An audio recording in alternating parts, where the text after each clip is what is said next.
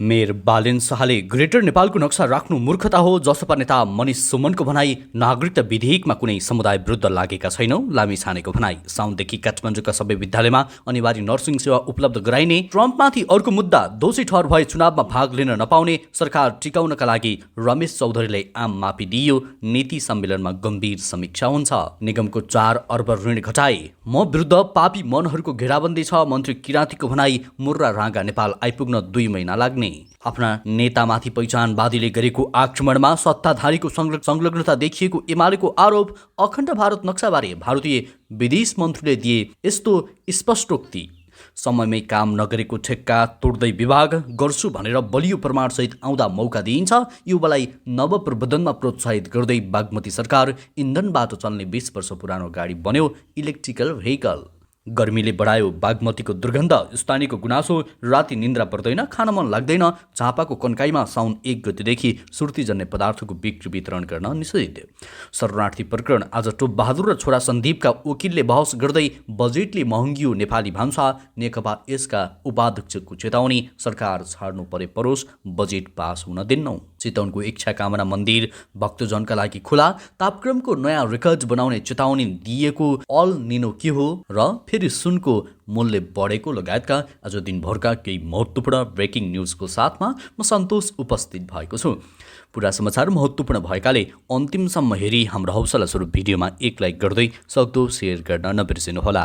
जनता समाजवादी पार्टीका प्रवक्ता मनिष कुमार सुमनले काठमाडौँ महानगरपालिकाका मेयर बालेन शाहको कार्यशैलीको आलोचना गरेका छन्। उनले महानगरको कार्यालयमा ग्रेटर नेपालको नक्सा राखेर मेयर बालेन शाहले मूर्खता देखाएको आरोप लगाए। शुक्रबार बिहान नेपाली रेडियो नेटवर्कमा प्रसारण भइरहेको कार्यक्रम नेपाली बहसमा पत्रकार ऋषि धमलासँग कुराकानी गर्दै उनले महानगरको कार्यालयमा ग्रेटर नेपालको नक्सा राखिनु मेयर बालेनको मूर्खता भएको टिप्पणी गरेका हुन्।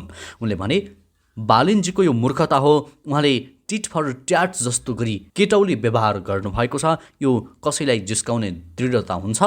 यो उहाँको बालापन हो। ऐतिहासिक कुरा इतिहासमा राख्ने कुरा हो। भारतले पनि महाभारत कालको नक्सा राखेको हो। यो बालेनको उमेर दोष हो। कसैले गरियो भन्दैमा नक्सा बनाएर पर्खालमा टाँसिहाल्नु जरुरी छैन।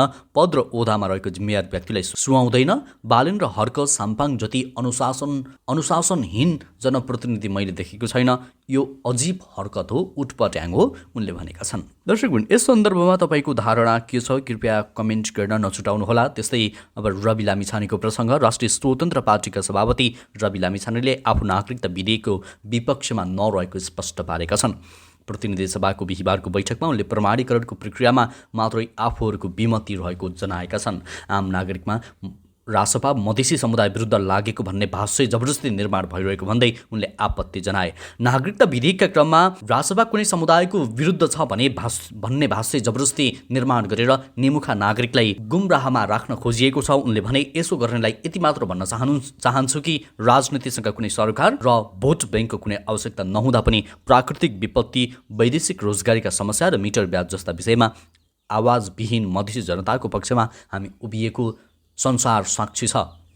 कुनै पनि नेपाली नागरिकताबाट वञ्चित हुनु हुँदैन। त्यो उसको नैसर्गिक अधिकार हो। जन्मसिद्ध नेपाली नागरिकका सन्तान र एकल आमाहरूको सन्तानको नागरिकताको अधिकार मेरो र तपाईँको जत्तिकै सुरक्षित हुनुपर्छ, उनले भनेका छन्।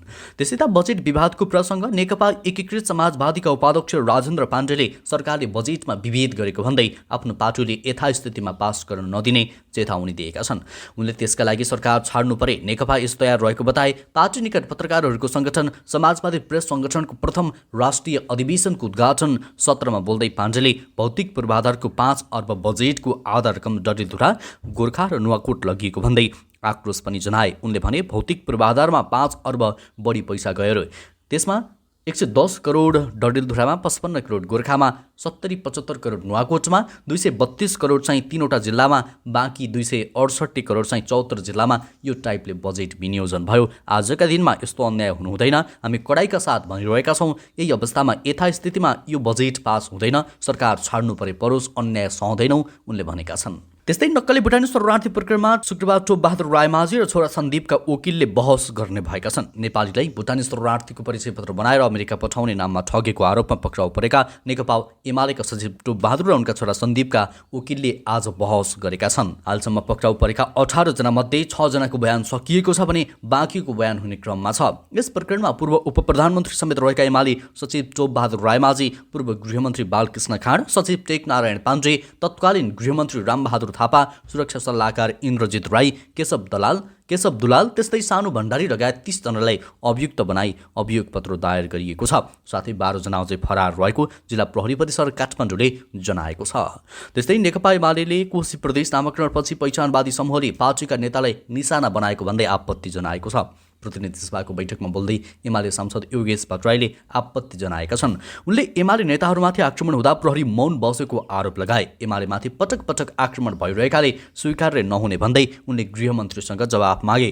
उनले भने, प्रदेशको नाम हामीसँग सरकारको विषय होइन, प्रदेशले नै राख्ने हो। कसैले नाम चित्त बुझेको छैन भने वैधानिक रूपमा 2/3 बहुमत ल्याएर नाम स्वीकार गरे हामीलाई स्वीकार्य छ, तर देशलाई अराजकताका र जाति हिसाबले विभाजित गर्ने छुट कसैलाई छैन। पहिचानवादीको आन्दोलनमा सत्ताधारी दलका केही प्रतिनिधिहरूले एमाले अध्यक्ष केपी ओली सहित नेताहरूलाई आक्रमण गरेको भट्टराईको भनाइ थियो। उनले प्रश्न गरे, सत्तापक्ष हामीसँग भिड्न आउन खोज्नु भएको हो? त्यस्तै झापाको कन्काई नगरपालिकाले नगर क्षेत्रभित्र गुड्का, खैनी, चुरोट लगायतका सुर्तीजन्य पदार्थको बिक्री वितरण तथा सेवन कार्यलाई निषेध गर्ने भएको छ। नगरपालिकाले उक्त नियम आगामी साउन 1 गतेदेखि लागू गर्ने जनाएको छ। गत जेठ 17 गते सम्पन्न 25औं कार्यपालिका बैठकको निर्णय कार्यान्वयन गर्दै कन्काई नगरपालिकाले श्रावण 1 गतेदेखि सार्वजनिक स्थलमा सुर्तीजन्य पदार्थको सेवन र बिक्री वितरणलाई निषेध गर्ने जनाएको छ। नगरपालिकाले सार्वजनिक स्थलमा सुर्तीजन्य पदार्थको सेवन बिक्री वितरणमा कडाई गर्ने नगरपालिका प्रमुख प्रशासकीय अधिकृत मोहन प्रसाद नेउपानेले जानकारी दिए। जुरोट, गुट्खा त्यस्तै खैनी लगायतका सुर्तीजन्य पदार्थको सेवनले क्यान्सर लगायतका रोग लाग्नुका साथै फोहोर समेत हुने भएकाले नगरपालिका कठोर रूपमा उत्रिएको नगर प्रमुख राजेन्द्र पोखरेलले जनाएका छन्।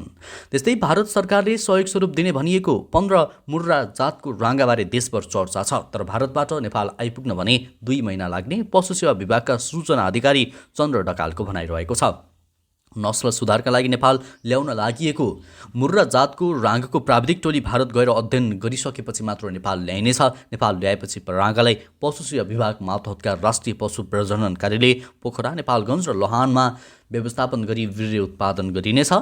सूचना अधिकारी ढकालका अनुसार मुर्रा राँगाका लागि विशेष प्रकारको गोठ र उनीहरूको शारीरिक बनावटको आधारमा दाना पानी व्यवस्थापनका लागि पशु विज्ञ खटिनेछन्। त्यस्तै यता भारतीय विदेश मन्त्री एस जयशंकरले अखण्ड भारत नक्साका विषयमा स्पष्ट पार्दै सो विषयका बारेमा छिमेकी मुलुकहरूले बुझिसकेका छन् भन्ने आफूलाई लागेको बताएका छन्। भारतको नवनिर्मित संसद भवनमा राखिएको उक्त भित्ते नक्सामा नेपालको समेत केही भूभाग समेटिएको भन्दै नेपालमा समेत सो विषयमा कुरा उठिरहेका बेला उनले नयाँ दिल्लीमा सञ्चारकर्मीहरूसँग कुराकानी गर्दै त्यसबारे स्पष्ट धारणा राखेका हुन्। उक्त नक्साका सम्बन्धमा यसअघि मन्त्रालयका प्रवक्ताले स्पष्ट पारिसकेको उल्लेख गर्दै विदेश मन्त्री जयशंकरले सो नक्साकै तल साइनबोर्डमा ऐतिहासिक अशोक साम्राज्यको नक्साका बारेमा वर्णन गरिएको समेत बताए। राजनैतिक विषय बन्न नहुने बताउँदै उनले छिमेकी मित्र मुलुकहरूले यो विषयका बारेमा बुझिसकेका छन् भन्ने आफूलाई लागेको पनि बताएका छन्। त्यस्तै त नेपाली काङ्ग्रेसका महामन्त्री गगन थापाले गठबन्धनका कारण पार्टी दलदलमा फँसेको भन्दै अब त्यस्तो गल्ती दोहोर्याउन नहुने बताएका छन्। नेपाली काङ्ग्रेस धनकुटाले बिहिबार आयोजना गरेको जिल्ला सम्मेलनमा सहभागीलाई सम्बोधन गर्दै महामन्त्री थापाले आगामी निर्वाचनमा कुनै पनि दलसँग गठबन्धन नगर्ने बताएका हुन्। उनी सरकारमा जाने र टिकाउने नाममा गरिरहने गठबन्धनका कारण कार्यकर्तामा निराशा छाएको उनको भनाइरहेको थियो। उनले आगामी भदौमा हुने नीति सम्मेलनमा पार्टीभित्रका कमजोरीहरूको गम्भीर समीक्षा गर्नुपर्ने पनि उल्लेख गरेका छन्। विगतमा भएका कमी कमजोरी र दलदलमा फँसेको पार्टीलाई बाहिर निकाल्न जुट्नुपर्नेमा जोड दिँदै उनले भने, अरू सबै मिलेर एउटै मोर्चा बनाएर चुनाव लड्छन् भने पनि हामी कहिले कुनै दलसँग गठबन्धन गर्दैनौँ उनले भनेका छन्। त्यसै त संस्कृति पर्यटन तथा नागरिक उड्डयन मन्त्री सुदाम किराँतीले आफू विरुद्ध पापी मनहरूले घेराबन्दी गरेको बताएका छन्। खोटाङको दिक्तेल बजारमा जडान गरिएको अग्नि यन्त्र उद्घाटन कार्यक्रममा उनले 3वटा सानो जहाज किन्ने प्रक्रिया थालेसँगै पापी मन भएकाले घेराबन्दी गरिरहेको बताए। घाटामा गएको नेपाल वायु सेवा निगमलाई मैले मन्त्रालय सम्हालेको करिब 3 महिनामै रु 4 अर्ब ऋण घटाएको छु। अहिले हामी 3वटा जहाज किन्ने प्रक्रियामा छौँ। हवाई जहाज किन्न नदिन संसारभरका पापी मनहरूले घेराबन्दी गरिरहेका छन्। मन्त्री किराँतीले भने, तपाईँहरूको साथ पाएँ भने प्रक्रिया र प्रणालीमा पारदर्शी तरिकाले 5 पैसा घोटाला हुन नदिने गरी जहाज ल्याउँछौँ उनले भनेका छन्। त्यस्तै त बागद्वारबाट उद्गम भएर काठमाडौँको किनारामा बग्ने बागमती नदीले काठमाडौँ र ललितपुरको सीमा छुट्याएको छ। धार्मिक विशेषता भएको बागमती नदीलाई हिन्दू तथा बौद्ध धर्ममा पवित्र मानिन्छ।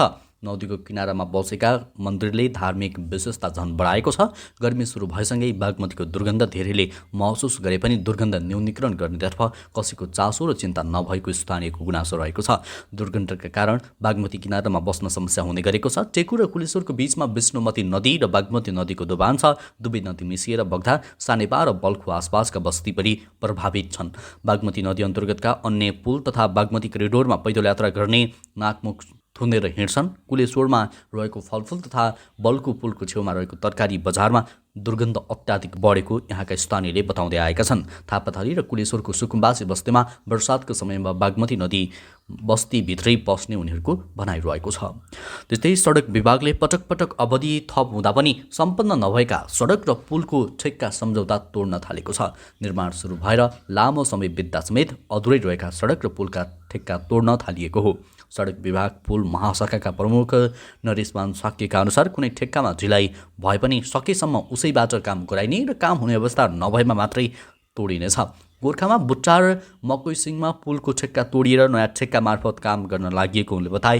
त्रिशुली नदीमा पुल निर्माण नगरेपछि पशु कन्स्ट्रक्सनसँग ठेक्का तोडेर नयाँ ठेक्का मार्फत निर्माण अघि बढाउन थालिएको छ। उनले भने यो आर्थिक वर्षमा सूचना निस्के अर्को वर्षमा निर्माण सुरु हुनेछ। बाढीका कारण भाँसिएको धनुषा सिराहा जोड्ने कमला पुलको मर्मत निर्माण कम्पनी आफैले गरिरहेको प्रमुख साक्यले बताएका छन्। कमला नदीमा निर्माण व्यवसायी आफैले मर्मत गरिरहेको उनले जानकारी दिएका छन्। त्यस्तै काठमाडौँ महानगरपालिकाले आगामी आर्थिक वर्षदेखि सबै सामुदायिक विद्यालयमा नर्सिङ सेवा उपलब्ध गराउने भएको छ। महानगरले 32वटै वडामा स्वास्थ्य प्रबन्धन केन्द्र सञ्चालन गर्ने र सोही केन्द्र मार्फत 89वटै सामुदायिक विद्यालयमा नर्सिङ सेवा उपलब्ध गराउने तयारी गरेको हो। महानगरको शिक्षा विभाग प्रमुख सीताराम कोइरालाले विद्यार्थी सङ्ख्या बढिरहेको विद्यालयमा एक विद्यालय एक नर्स कार्यक्रम सञ्चालन गरिने बताए। त्यस्तै विद्यार्थी सङ्ख्या कम भएको विद्यालयमा वडा मार्फत उक्त सेवा प्रदान गरिने बताएका छन्। अहिले महानगर लगायत देशको सबै स्थानीय तहहरू नीति तथा कार्यक्रम बनाउने तयारीमा जुटेका छन्। त्यस्तै अमेरिकी पूर्व राष्ट्रपति डोनाल्ड ट्रम्पमाथि व्हाइट हाउस छाडेपछि गोप्य दस्तावेजहरूको व्यवस्थापनलाई लिएर औपचारिक रूपमा अभियोग दायर गरिएको छ। ट्रम्पले कैयौँ आरोप सामना गरिरहेको अमेरिकी सञ्चार माध्यमले जानकारी गराएका छन्, जसमा न्यायमा बाधा पुर्याएको, षड्यन्त्र गरेको र गलत वक्तव्य दिएको लगायतका बताएका छन्। उनलाई आगामी मङ्गलबार अदालतमा उपस्थित हुन भनिएको छ। ट्रम्पले आफू निर्दोष रहेको उल्लेख गरेका छन्। अभियोजकहरूले फ्लोरिडा स्थित ट्रम्पको घरमा राखिएका करिब 11,000 दस्तावेजको परीक्षण गरेका थिए। ट्रम्पमाथि 7वटा अभियोग लगाइसकेको छ, जसमा एउटा स्वीकृति बेगर गोप्य दस्तावेजहरू आफूसँग राखेको पनि भएको बीबीसीले उल्लेख गरेको छ। यो ट्रम्पमाथिको दोस्रो अभियोजन हो। अमेरिकी पूर्व राष्ट्रपतिमाथिको पहिलो सङ्घीय अभियोजनको रूपमा यसलाई लिइएको छ। उनले सत्तारूढ दलले आगामी चुनावमा हस्तक्षेप गर्ने उद्देश्य राखेर लाजमर्दो कदम चालेको आरोप लगाएका छन्। त्यस्तै सरकारले आर्थिक वर्ष 2080-81 को बजेट मार्फत स्वदेशी उत्पादनलाई संरक्षण गर्न तरकारी, फलफुल तथा केही मासुजन्य वस्तुमा मूल्य अभिवृद्धि गरेर भ्याट लगाएपछि उपभोक्ताको भान्सा महँगिएको छ।